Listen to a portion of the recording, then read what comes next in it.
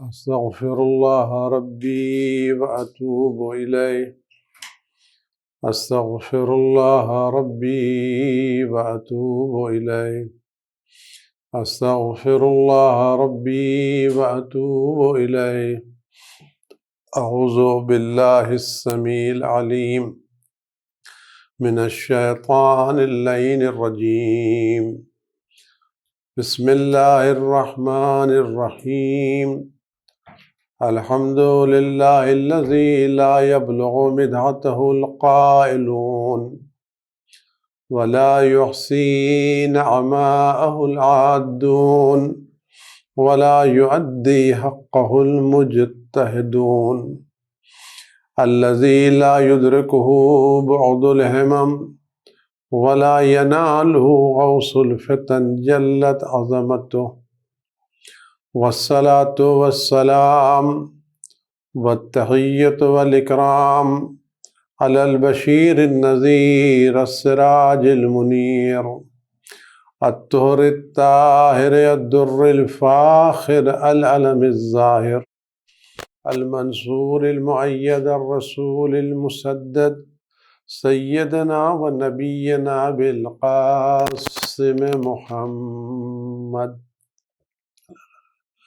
وعلى آله الطيبين الطاهرين المعصومين المظلومين الذين أذهب الله عنهم الرجس وطهرهم تطهيرا.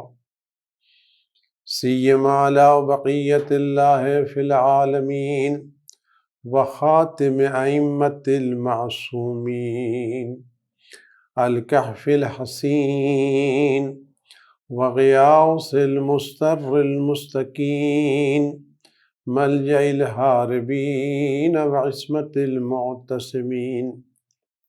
أرواحنا وأرواح العالمين لتراب مقدمه فداء عجل الله تعالى فرجه الشريف. واللعنة الدائمة الباقية على أعدائهم وقتلتهم وغاصب حقوقهم والشاكين فيهم والمنحرفين عنهم أجمعين. عزیزان گرامی، السلام علیکم ورحمۃ اللہ وبرکاتہ۔ خداوند عالم حضرت ولی صلوات اللہ السلام علیہ کے ظہور پر نور میں تعجیل فرمائے، اور ان کے ظہور پر نور کی برکت سے اس بلا کو سارے دنیا سے اور خاص کر ان کے چاہنے والوں سے جلد از جلد دور فرمائے، اور جو مومنین و مومنات اس بلا میں گرفتار ہیں خداوند جلد از جلد بحق ائمہ معصومین شفاء کامل عاجل عنایت فرمائے۔ عزیزان گرامی، اہل بیت علیہ السلام کی سیرت سب سے بہترین نمونِ عمل ہے۔ ان سے بہتر کسی کی سیرت نہیں ہے۔ خداوند عالم نے ان کی سیرت پاک کو ساری دنیا کے لیے نمونِ عمل قرار دیا ہے، اور جو لوگ اس راستے پر چلیں گے وہ یقیناً کامیاب ہوں گے، کامیابی ان کا مقدر ہوگی، اور وہ ایک نہایت بہترین زندگی کے مالک ہوں گے۔ ہو سکتا ہے اس روش پر چلنے سے دنیا کی زندگی میں کچھ تکلیفیں، کچھ مصیبتیں، کچھ اذیتیں نصیب ہوں، لیکن یہ اذیتیں، یہ تکلیفیں ان نعمتوں کے مقابلے پر کوئی حیثیت نہیں رکھی جو ہمیں اہل بیت علیہ السلام کی سیرت پر چل کے آخرت میں نصیب ہوگی۔ یہ بات بھی ہمارے ذہن میں رہنا چاہیے کہ اہل بیت علیہ السلام کی سیرت صرف آخرت کو آباد نہیں کرتی، بلکہ اہل بیت اللہ کی سیرت اس دنیا کو بھی بہترین طریقے سے آباد کرتی ہے۔ فرق صرف یہ ہے کہ ہم بہترین طریقہ کسے قرار دیں اور بہترین زندگی کسے قرار دیں۔ آیا بہترین زندگی بہترین دولت، کثیر دولت، ایک اچھا عمدہ گھر، مکان، بنگلہ، کوٹھی، بہترین سواری، گاڑی، کار، دولت، لباس، جواہرات، عہدہ، کرسی، منصب، آیا یہ بہترین زندگی کی علامتیں ہیں؟ اور جن کے بعد یہ چیزیں نہیں ہیں ان کی زندگی بہترین زندگی نہیں ہے؟ معیار کیا ہے؟ آیا بہتری کا معیار دولت ہے کہ جس کے پاس زیادہ دولت ہو اس کی زندگی بہتر ہے، جس کے پاس وسیع مکان ہو اس کی زندگی بہتر ہے، جس کے پاس اچھا عہدہ ہو اس کی زندگی بہتر ہے؟ یعنی وہ شخص جس کے پاس دولت کی فراوانی نہیں ہے، فقیر ہے، اس کی زندگی بہتر نہیں ہے، جس کے پاس کوئی بڑا عہدہ نہیں اس کی زندگی بہتر نہیں ہے، جس کے پاس بہت اچھا عمدہ مکان ہے اس کی زندگی بہتر نہیں۔ آیا زندگی کی بہتری کا معیار یہ ہے، یا زندگی کی بہتری کا معیار خالق کے مطابق زندگی بسر کرنا ہے؟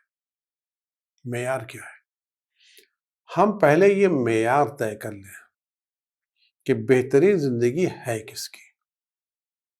آیا بہترین زندگی یہ زندگی ہے، یا بہترین زندگی اپنے خالق، اپنے مالک، اپنے رازق، اپنے رحمان، اپنے رحیم، اپنے رؤوف خدا کے مزاج اور خدا کے مرضی کے مطابق زندگی بسر کرنا بہترین زندگی ہے؟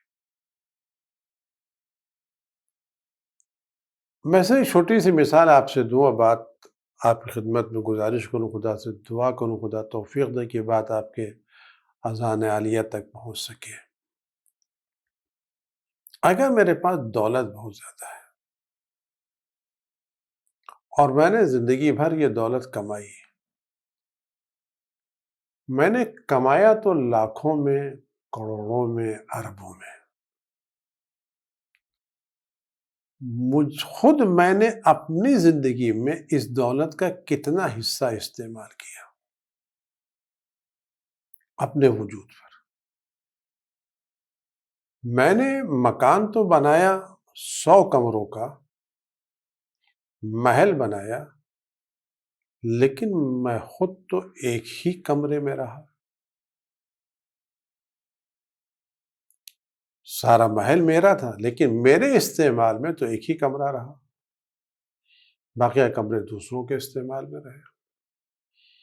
میں نے دولت تو بہت کمائی، انبار لگایا، لیکن میں اپنی دولت کا 5% پیسہ بھی اپنی شخصی زندگی پر خرچ نہیں کر سکا۔ جو میں نے اپنی شخصی زندگی پر خرچ کیا، کھانے میں، پینے میں، سفر میں، دعوتوں میں، وہ میری دولت کا 5واں حصہ تھا، یہ اس سے کم یا اس سے زیادہ۔ اسی طرح اور مثالیں لے لیجیے۔ لیکن جب میں حساب کی منزل میں پیش کیا جاؤں گا تو مجھ سے پھر 100 کمروں کا حساب لیا جائے گا کہ تم نے یہ کمرے کیوں بنوائے، کہاں سے بنوائے، کس لیے بنوائے، اور اس کمروں میں کیا کیا ہوا۔ اگر ان سارے محل کے کمروں میں وہ سارے کام ہوئے جو خدا کی مرضی کے مطابق تھے تو یقیناً میرا مسئلہ آسان ہے۔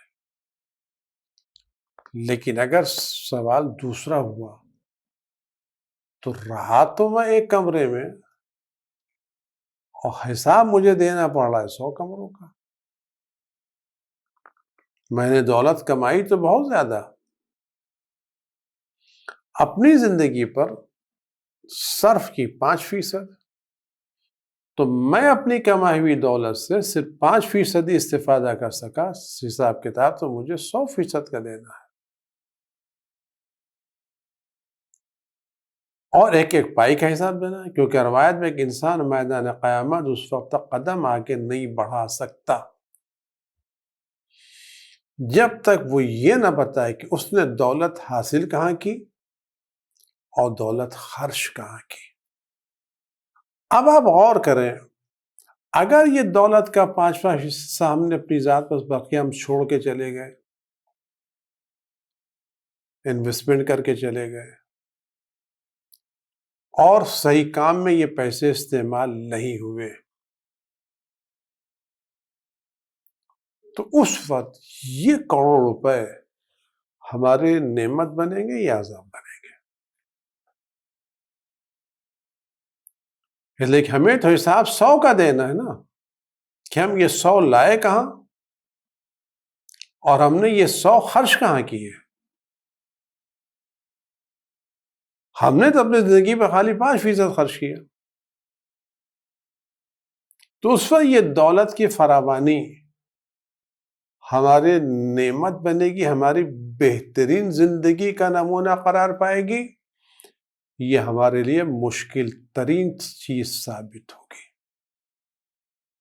یہی صورتحال اقتدار کی ہے۔ ہم نے ادھر سے ادھر سے کسی اعتبار سے اچھا عہدہ حاصل کر لیا،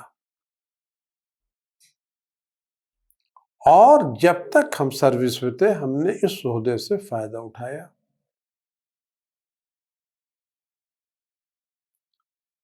لیکن قیامت ہم سے پوچھا جائے گا تم کو یہ عہدہ ملا، تم نے یہ عہدہ خدا کی مرضی کے مطابق کتنا استعمال کیا؟ تمہاری یہ دولت کا مسئلہ کیا ہوگا؟ یہ منصب کا مسئلہ کیا ہوگا؟ آپ غور کریں، معیار کیا ہے؟ اگر ہم نے خود اسلام فقیری کی زندگی کی دعوت نہیں دیتا، اہل بیت فقیری کی زندگی کی دعوت نہیں دیتا، اگر اہل بیت فقیری کی زندگی کی دعوت دیتے تو ان کی مسلسل دعاؤں میں رزقاً واسعاً، واسع رزق حلالاً طیباً کی بات نہ آتی۔ کتنی دعائیں ہیں، خاص کر وہ دعائیں جو امام معصومین علیہ السلام کی زیارتوں کے بعد وارد ہوئی ہیں، ان دعاؤں میں آپ کا اکثر پروردگار مجھے رزق واسع عطا کا، وسیع رزق کی بات کی، تنگی رزق کی بات نہیں کی ہے، رزقاً واسعاً۔ اور جو رزق واسع ہے تو رزق واسع پھر اہل بیت کے اعتبار سے، تو اسلام رزق واسع کے خلاف نہیں ہے، اسلام عہدے و منصب کے خلاف بھی نہیں ہے کہ آپ کو کسی اعلیٰ عہدے منصب نے، کو جناب یوسف کا اجلنی علی خزائن الارض، مجھے زمین کے خزانوں کا ذمہ دار قرار دے، اجلنی علی خزائن، مجھے زمین کے ذمہ دار، خزانوں کا ذمہ دار، تو حصول عہدہ بھی قرآن کے خلاف نہیں۔ جناب یوسف نبی ہے، معصوم ہے، انہوں نے خود کہا اجلنی علی خزائن، مجھے زمین کے خزانوں پر ذمہ دار قرار دے، یعنی مجھے فائنانس منسٹر بنا دے، تو عہدہ خود دے۔ مسئلہ یہ عہدہ، یہ منصب، یہ دولت، یہ جائیداد استعمال کہاں ہو، کس لیے استعمال ہو؟ اگر یہ رزق واسع ہم خدا کی مرضی کے مطابق خرچ کر رہے ہیں، اس لیے کہ اگر خدا نے یہ رزق ہم کو دیا ہے، 100 دیا ہے، ہماری ضرورت تو 5 کی ہے، تو اس کا مطلب ہے یہ 95 کسی اور کی امانت ہے جو ہمارے پاس ہے، ہم اس کے امانت دار ہیں لوگوں تک پہنچانے کے لیے۔ اگر ہم نے یہ امانت بقیہ لوگوں تک پہنچا دی تو ہم امین ہیں، ہم امانت دار ہیں، ہم میدان قیامت میں سرخرو ہیں۔ کیوں؟ اس لیے کہ ہمیں اللہ تو نے دولت دی تھی، ہم نے یہ دولت وہاں خرچ کی جہاں تو نے فرمایا تھا، تو نعمت ہے۔ تو نے یہ منصب مجھے دیا تھا، لیکن میں نے اس منصب سے اپنی شخصیت کو کم بڑھایا، تیرے بندوں کا کام زیادہ کیا۔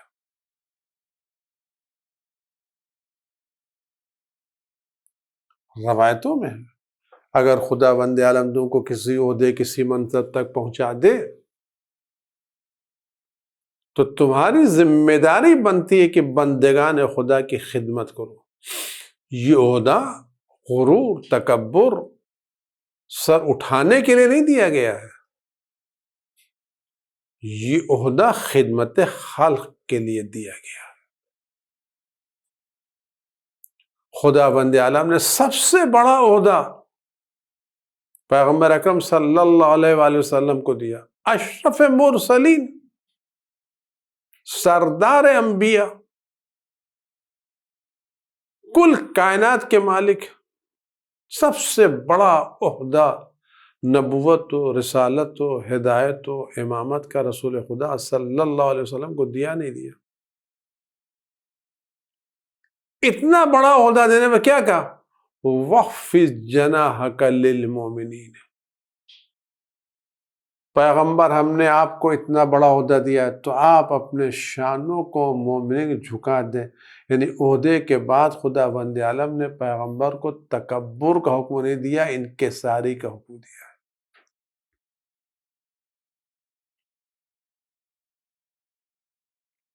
انکساری کا حکم دیا. وَخْفِضْ جَنَاحَكَ لِلْمُؤْمِنِينَ. اور انبیاء کا کام کیا تھا؟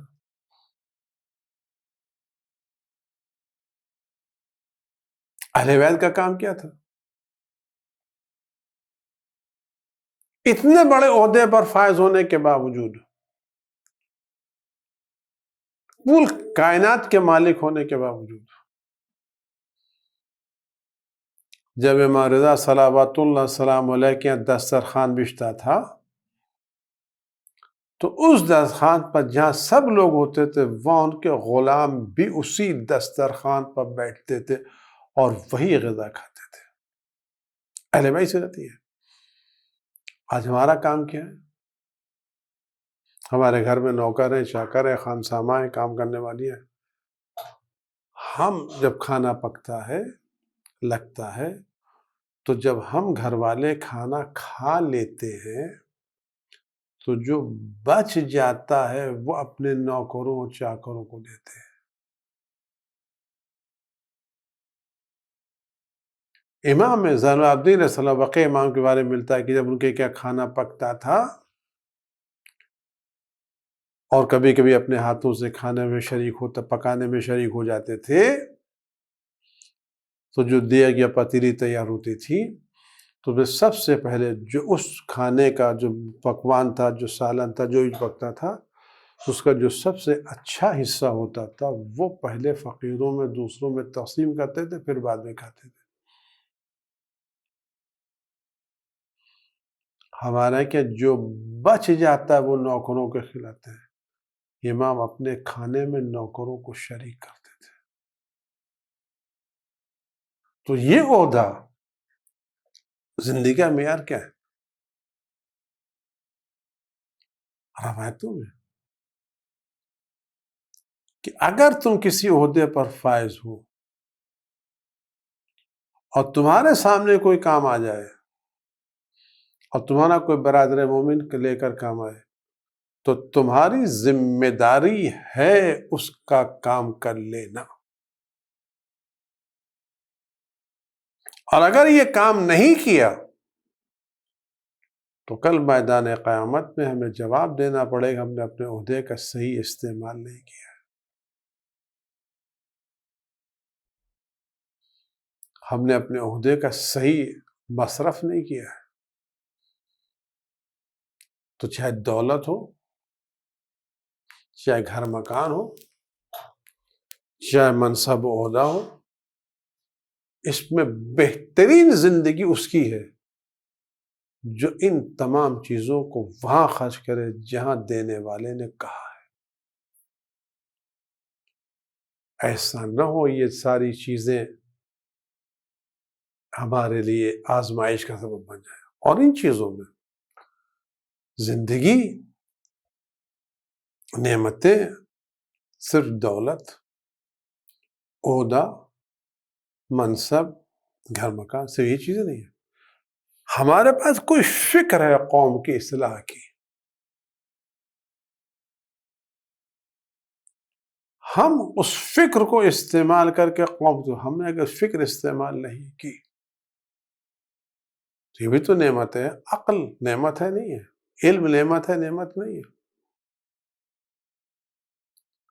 اگر خدا نے ہم کو عقل دی ہے اور ہم عقل سے کسی غریب کی مدد کر سکتے ہیں اور ہمیں مدد نہیں کی تو کل ہم ذمہ دار ہیں. آج ان حالات میں جو کووڈ ایک دنیا میں پھیلا ہوا ہے اور ہمارے بچوں کی تعلیم بہت زیادہ متاثر ہو رہی ہے، واقعی متاثر ہو رہی ہے. بقیہ سرمایہ تجارت، یہ سب وہ چیز ہے جو انشاءاللہ جب یہ سارے حالات ٹھیک ہو جائیں گے، نارمل ہو جائیں گے، تو آپ دیکھیں گے اکثر تاجر دھیرے دھیرے اپنی پرانی پوزیشن پر واپس آ جائیں گے. سال 2 سال لگے گا اور دھیرے دھیرے سب حالات ٹھیک ہو جائیں گے. حالات ٹھیک ہو رہے ہیں، جہاں حالات ٹھیک، جہاں کھل گیا ہے، بلائیں کم ہو گئی ہیں، وہاں ٹھیک ہو گئی. لیکن یہ جو 1.5-2 سال تعلیم کے نکل گئے، اس کی کوئی بھرپائی نہیں ہے، کیونکہ عمر واپس نہیں آتی. وہ صلاحیت جو ایک نوجوان میں 22 برس 25 برس کی عمر میں سمجھنے کی، محنت کرنے کی ہے، وہ صلاحیت 27 28 30 برس میں نہیں رہتی.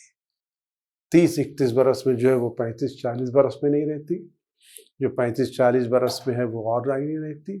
تو یہ جو ہماری عمر کا بہترین سرمایہ جس کو ہمارے نوجوانوں کو، بچوں کو تعلیم پر لگانا چاہیے تھا، یہ جو ضائع ہو رہا ہے، اس کا کیا ہوگا؟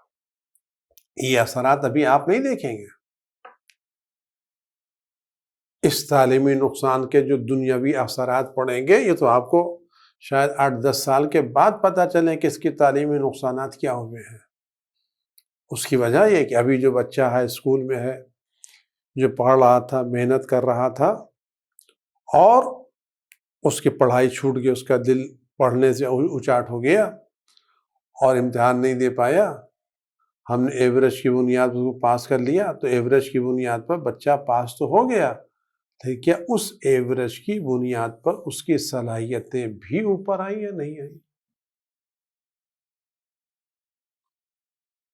کل جب یہ نمبر لا رہا تھا تو سال بھر اسکول میں جا رہا تھا، کالج میں جا رہا تھا، پڑھ رہا تھا، محنت کر رہا تھا، تو نمبر لا رہا تھا.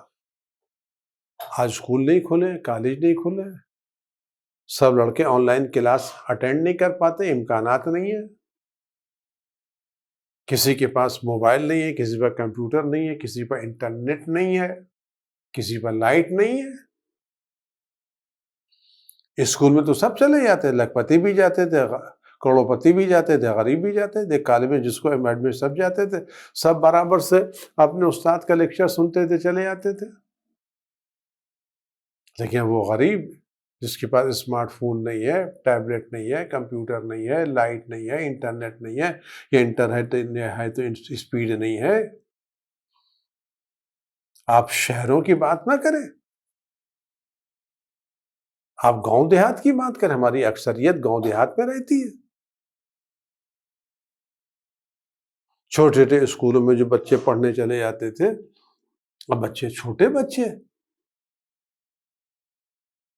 جو 1.5 اب ان کو جو 2 سال کے بعد اسکول جائیں گے تو ان کو کتنا وقت لگے گا اپنے کو اسکول کے ماحول میں ڈھالنے میں.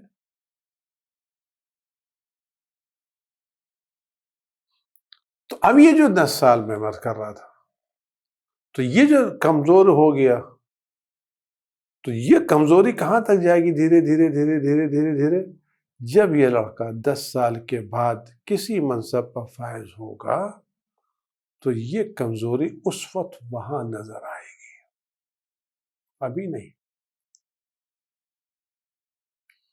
اس وقت پتہ چلے گا اس کمزوری کے نتائج اس وقت کیا ہونے والے ہیں. ابھی تو سب ٹھیک ٹھاک ہے. اگر ان حالات میں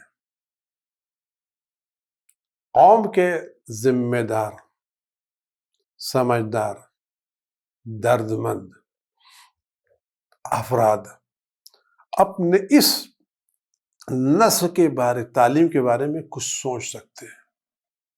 اسکول بند ہیں، کالجز بند ہیں، خاص کے چھوٹے بڑے اسکول بند ہیں۔ آیا ان بچوں کو ہم کسی صورت سے تعلیم سے وابستہ رکھ سکتے ہیں یا نہیں رکھ سکتے؟ ان کے ذہنوں کو علمی دنیا سے ہم کسی طرح سے مانوس رکھ سکتے یا نہیں رکھ سکتے؟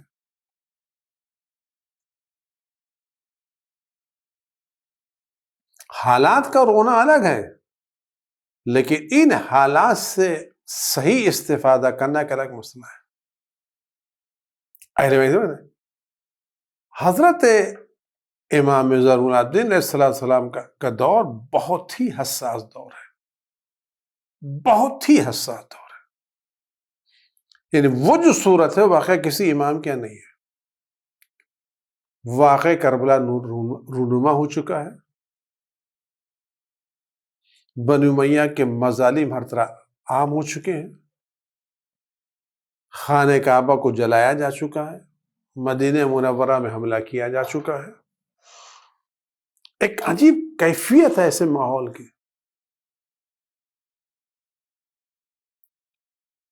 کہ عجب ماحول خوف ہراس۔ واقع کربلا کے بعد مدینے پہ حملہ کرنا، اس کو مسجد نبوی میں گھوڑوں کو باندھ دینا، مسجد نبوی کو حلال قرار دینا، خانہ کعبہ میں آگ لگا دینا، یہ سب پورا ماحول کتنا خوف زدہ ہوگا، کتنا خوفناک ہوگا، کتنے لوگ ڈرے سہمے ہوں گے۔ پوری عجب دنیا ہے، اتنا خطرناک ماحول تو اس وقت تو نہیں نا خوف ہراس کا۔ وہ نہایت خوف ہراس، دہشت، وحشت کے ماحول میں امام زین علیہ السلام نے کیا کیا؟ خاموش رہ کے وہ کام کیا جس کی بنا پر آج شیعت سرخرو ہے، مستحکم ہے، مضبوط ہے۔ انہوں نے کام کیا، ان کو یہ معلوم تھا کہ آج کے حالات ہیں، لیکن کل یہ ظلم کی بدلیاں چھٹیں گی، بنی امیہ بنی عباس سے برسر پیکار ہوں گے، اور تھوڑا سا سکون کی فضا، ذرا سی سکون کی فضا، آرام کی فضا میسر ہوگی۔ تو اس وقت میرے فرزندوں کو، میرے بیٹے امام باقر کو، میرے پوتے امام صادق کو حدیثیں بیان کرنے کا موقع ملے گا۔ لیکن بیان کس سے کریں گے؟ کوئی سننے والا ہو تو، سمجھنے والا ہو تو اس سے بیان کریں گے نا۔ ان کے دل، دماغ، ذہن علوم الہی سے منور ہیں، لیکن کوئی ان علوم کا لینے والا تو ہو، کوئی حدیثوں کا سننے والا تو ہو۔ کون کرے گا؟ امام زین العابدین علیہ السلام نے اس خاموشی کے دور میں لوگوں کی ذہنی تربیت کی، لوگوں کو علم کا آشنا بنایا، علم کا تشنا بنایا، علم کی رغبت پیدا کی، لوگوں کے دلوں میں ذہن تیار کیے، ایک علم کی تشنگی لوگوں کے دلوں میں پیدا کی۔ نتیجہ کیا نکلا؟ اس تربیت کا اثر ابھی ظاہر نہیں ہوا۔ یہ بات ذہن میں رکھیں، آپ کی تربیتوں کے اثر ابھی ظاہر ہونے والا نہیں ہے۔ یہ تربیت کوئی مرچا مسالہ نہیں ہے کہ آپ نے زبان پر رکھا اور فوراً ذائقہ پتہ چل گیا۔ یہ تربیت کے اثرات آپ کو بہت دنوں کے بعد پتہ چلتے ہیں، مثبت اثرات بھی، منفی اثرات بھی۔ امام نے تیار کیا، نتیجہ کیا نکلا؟ اس ذہن سازی اور اس تربیت کا نتیجہ نکلا کہ جب امام باقر علیہ السلام، امام جعفر صادق علیہ السلام کو موقع ملا تو تشنگان علوم علم کے سمندروں سے سیراب ہونے کے لیے تیار تھے، لوگ حدیثیں سننے کے لیے، لکھنے کے لیے تیار تھے۔ یہ نسل امام نے تیار کر دی تھی۔ اہل بیت سیرت ہی ہے۔ اگر ہم ان سیرتوں سے استفادہ کریں تو اسکول بند ہیں، کالج بند ہیں، لیکن اگر گھر کے، محلے کے بزرگ لوگ، ذمہ دار لوگ ان بچوں کو، پابندیوں کو دیکھتے ہوئے اپنے چھوٹے چھوٹے گھروں میں جمع کر کے علمی ماحول پیدا کریں، پوری تعلیم تو شاید نہ ہو پائے لیکن جتنا بھی علمی، کم سے کم بچے اسکول جانے میں بیٹھنے کے عادی تو رہیں گے۔ ایک ایک گھروں میں اگر ہم چند بچوں کو جمع کر لیں اور کو 1 گھنٹہ 2 گھنٹہ خالی علم دین سے، علم دین تعلیم سے، جو بھی تعلیم ہے، ہندی ہے، جو بھی سب، اس تعلیم جاتا ہے کہ ایک بچے کی عادت رہے گی اسکول میں، کلاس میں بیٹھنے کی۔ کل جب اسکول کھولیں گے تو اب بچوں کو اسکول میں، کلاس میں بیٹھنے میں الجھن محسوس نہیں ہوگی، کیونکہ یہ بیٹھ چکے ہیں، عادی ہے، یہ منتظر ہے کے ساتھ کام کرنے کے لیے۔ یہ کام وہ ہے جو آج ہمیں انجام دینے ہیں۔ اگر جو جوانوں کی چیز ہے ان کو بھی کوئی اسٹڈی سرکل بنائے، ان کو بھی سوشل ڈسٹینسنگ کے ساتھ 5 آدمی جمع ہو سکتے ہیں تو 5 جوانوں کے جہاں جمع کریں سوشل ڈسٹینسنگ کے ساتھ، ان سے کہے تم یہیں بیٹھ کر کے اپنا کام کرو، تو اپنی کتاب پڑھو، جو سبجیکٹ ہے وہ پڑھو، جو مطالعہ وہ پڑھو، جو پچھلا پڑھ چکے اس کو یاد کرو، جو ہے اس کو مطالعہ کرو، کم از کم ایک ذہن علمی دنیا سے آشنا تو رہے گا۔ کل بالکل خالی ذہن تو نہیں جائیں گے، 1.5 سال کی محنت کے بعد جائیں گے تو بالکل ذہن خالی تو نہیں رہے گا۔